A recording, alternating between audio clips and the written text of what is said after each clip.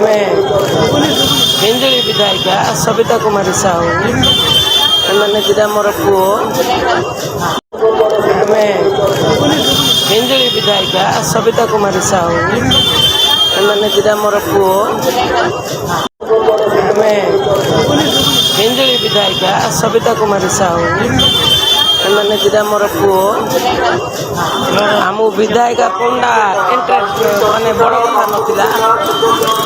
ଆମେ ତ ଗୋଟେ ସାଧାରଣ ସ୍ତ୍ରୀ ଲୋକକୁ ଅତ୍ୟନ୍ତ ଗୋଟେ ମୃଗୁଣୀର ବିପତ୍ତି ପଡ଼ିଲା ଭଳିଆ ଗୋଟେ ବିଭିନ୍ନ ପ୍ରକାର ଅସହାୟ କରିକି କରିଥିଲା। କିଏ ନାହିଁ ଶ୍ରୀ ଜଗନ୍ନାଥ କା ସାହା ବୋଇଲୁ କୋର୍ଟରୁ ଆମର ସପକ୍ଷରେ ଗଲେ, ନହେଲେ ଆମକୁ ସେ ଗୋଟେ ବାୟାଣ୍ଡା ବୋଲିକିରି ଜେଲ ଭିତରେ ମାରିକି ଆଉ ଗୋଟେ ନାଁରେ ରଖିଦେଇଥିଲା। ସୁବିଧା ଯୋଉ ଆସୁଛନ୍ତି ଗ୍ରାମ ପଞ୍ଚାୟତରେ ପଞ୍ଚାୟତରେ ସବୁ ଯାକ କାମ କରୁଛ ନା? ସବୁ ଠିକ ଠାକ ଚାଲିଛି ନା? କିଛି କମ୍ପ୍ଲେନ ନାହିଁ ତ? ମୁଁ ଏମଏଲଏ ହିଞ୍ଜଳି ଏମଏଲଏ ନବୀନ ପଟ୍ଟନାୟକ ବୋଲି ଯୋଉ ରମାର ହେଇଥିଲା ଆମେ କୋର୍ଟରୁ ଜିତିଲୁ, ସେଇଟା ପାଇଁକା ଆସିଥିଲି ଏରିଆକୁ। କାଲି କଲେକ୍ଟର ଅଫିସରେ ଦେଲି, ଆଜି ବିଡିଓକୁ ଆଉ ବାକି ଏରିଆ ଯାକ ବୁଝିବି ହେଲା। ହଁ ଦେଖିବା ମୋର ନିର୍ବାଚନ ମଣ୍ଡଳୀ ଆଉ ମୋ ଅଫିସର ମାନେ କେମିତି କାମ କରୁଛନ୍ତି ଦେଖିନି।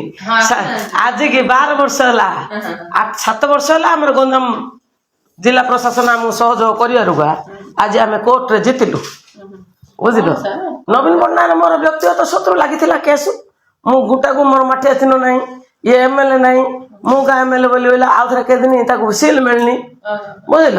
ଏମିତି କଲା ଆମେ ବିନ୍ କଲୁ। ଆମର ରାଜ୍ୟସଭାରେ ରାଜ୍ୟ ସରକାର ଚିଠି ହେଲା, କାଲି ଗଞ୍ଜାମ କଲେକ୍ଟର ପାଖରେ ଦେଲି, ଆଜି ଯାଇଛି। ଆଉ ମୋର ଏଠି ଏନ୍ଏସିରେ ତାଙ୍କେ ଖାଲି ପଠେଇଦେଲେ ସିଲ୍ଡା ପାଇଁ ବୋଲି ଆଉ ଇଏ କରୁଛନ୍ତି।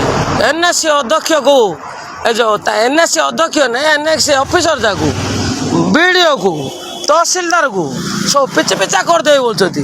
ମୁଁ କହିଲି କିଏରେ ଅଛ ଆଉ କାମ କରିବା। ମୋର ଏଇଠି ହିଞ୍ଜଳି ଏମଏଲଏ ଆମେ ବୋର୍ଡ ଲଗେଇଲୁ ବୁଲିଲୁ, କାହାର କ'ଣ ଅବଜେକ୍ସନ ଅଛି ବୋଇଲେ କହ ବୋଇଲି। ଏଇଟା ତାର ପେଟ୍ରୋଲ ଟାଙ୍କିଟା, ଏଇଟା ଆମର ହିଞ୍ଜଳି କାଟୁ ପେଟ୍ରୋଲ ଟାଙ୍କି। ମୋର ଏ ମାହାଳିଆରେ ଆମେ ବୁଲୁନୁ। ହଁ ଏଠି ଆଇଲୁ କୋଉ ଲୋକର କିଛି ନାହିଁ ଅବଜେକ୍ସନ ଥିଲେ, ଅବଜେକ୍ସନ କ'ଣ ହେଲ୍ପ ଆମେ କରିବୁ। ଏ ଯୋଉ ବିଜେଡିର କେତେଜଣ ସରପଞ୍ଚ ଆଉ ଲୋକ, ବୁଝିଲ, ଏଇ ଯାକ ଗଣ୍ଡଗୋଳ କରିବା ମୁଡରେ ଆଇଥିଲେ। ଆମେ ହିଞ୍ଜଳି ଏମଏଲଏ ଲେଖିଲୁ, ହିଞ୍ଜଳି ଏମଏଲଏ ଲେଖିକି ମିଡିଆ ଯାକ କିଏ ପାରିବନି। ମିଡିଆ ଯାକ ଚୋର, ମିଡିଆ ଯାକ ଆଙ୍କେ ଅରିଜିନାଲ ଜିନିଷ କାଢିଏନି କାନ୍ତି ଇଆଡେ ମିଡିଆ ଯାକ ମଧ୍ୟ ଚୋର। ମିଡିଆ ଯାକ ଅରିଜିନାଲ ଖବର କାଢ। ମାହାଳିଆ କଥା କିଏ କହୁଛି? ଏମଏଲଏ ଟା ମୁଁ ଆଜି ପର୍ଯ୍ୟନ୍ତ 18 ମାସ ହେଲା ଦରମା ନାହିଁ, ପତ୍ର ନାହିଁ। ଜିଲ୍ଲା ପ୍ରଶାସନ ଉଡି ଯାତେ ଲେଖିକି ଦଉଛି, ତମମାନେ ଜଣା ପଡୁନି। ଆମର ଯଦି ଗଞ୍ଜାମ ଜିଲ୍ଲା ପ୍ରଶାସନର ଯଦି କୌଣସି ଅଫିସର ଖରାପ ହୋଇଥାଏ ଆଜି ଆମେ ଚାଲି ପାରୁଛୁ। 7 ବର୍ଷ ହେଲା ନବୀନ ପଟ୍ଟନାୟକ ଥିଲେ ଆମର ବିରୋଧୀ, ଏବେ ଏମଏଲଏ ଜିତିଛୁ ଖାଲି ଆମର ସେତିକି ଡିଷ୍ଟ୍ରିକ୍ଟରେ ଆମର ସେତିକି ଏତା ଅଛି। ମିଡିଆ ଆଉ କେତେଟା ଓକିଲ ତାଙ୍କ ଉପରେ ଆମେ କାର୍ଯ୍ୟାନୁଷ୍ଠାନ ନେଇଯିବୁ। Media card fake media advocate bank ଉପରେ ଆମର କାର୍ଯ୍ୟାନୁଷ୍ଠାନ ନିଆହବ। ନହେଲେ ଆମେ ପ୍ରାଇଭେଟରେ ନିଜେ ଏମଏଲଏ ହେଇଛୁ, ଆମର ପ୍ରାଇଭେଟ ଲୋକ କରି ଆମେ ଲ ଆଣ୍ଡ ଅର୍ଡରକୁ ମାନୁଛୁ ବୋଲି କଲେକ୍ଟରଙ୍କୁ ଜଣେଇବୁ।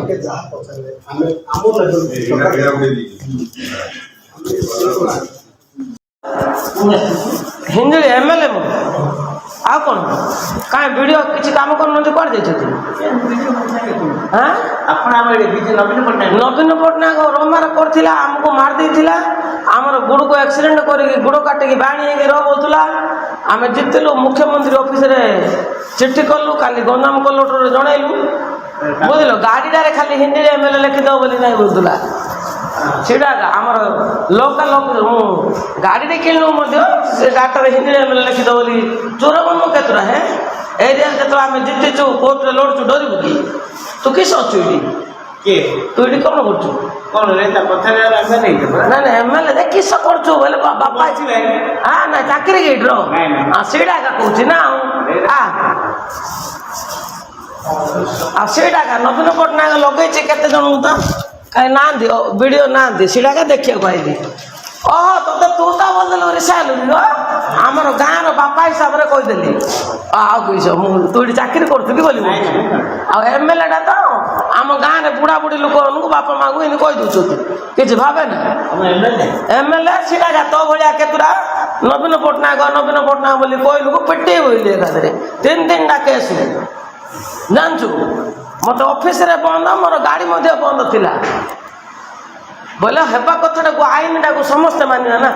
ଏବେ ଆମେ ଭାତ ଖାଇ ଦିନ ବୋଲି ମାନିବାନି ଆଉ ଖାଲି ଲୋକ ଗଣ୍ଡାକୁ ହାଡ଼ି ବାପା ପଇସା ଗଣ୍ଡେ ଦେଇଦେଇକି ତୁ କମ ତାର କାମଟା ବନ୍ଦ କରିଦେବା ତାକୁ କିଛି ଏମଏଲଏ ନାହିଁ ତାକୁ ମୁଁ ଚିହ୍ନିନି ଏମିତି କହିଲେ ବାପା ଜାଣିଲ ନା ଯୋଉଟା ନିୟମଟା ଆଇନ ନା ସେଇଟା ଏକା ଆଉ ତମେ ଖରାପ ଭାବନି ମୋର ମାନେ ଆମର ଗାଁର ସେ ବାପାଟା ବୋଲି କିଏ କରୁଛୁ ବୋଇଲି ପିଅନ ଅଛୁ ନାଇଁ ନା କିଛି ଖରାପ ଭାବେ ନା ପ୍ରକୃତରେ